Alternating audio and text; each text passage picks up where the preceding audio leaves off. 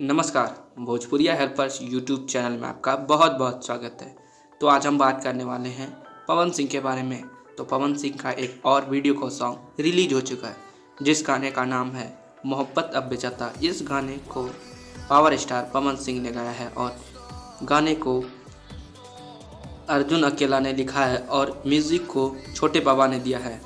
और इस गाने के मॉडल की बात करें तो इस गाने के मॉडल में काव्या सिंह चौधरी नज़र आने वाली है।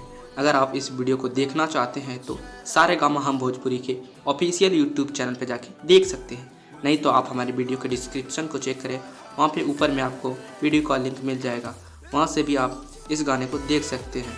इस गाने में सबसे पहले एक स्टोरी दिखाई जाती है, उसी पे यह गाना आधारित है और यह एक सैड सॉन्ग है। आशा है कि आपको यह वीडियो सबसे अच्छा लगेगा। धन्यवाद। हमारे जो यूट्यूब चैनल में आने के लिए आपका बहुत बहुत धन्यवाद। इसी तरह के वीडियो से अपडेटेड रहने के लिए आप हमारे चैनल को सब्सक्राइब कर लें, क्योंकि यहाँ पे भोजपुरी से रिलेटेड वीडियो आपको हमेशा देखने को मिलेंगे। धन्यवाद।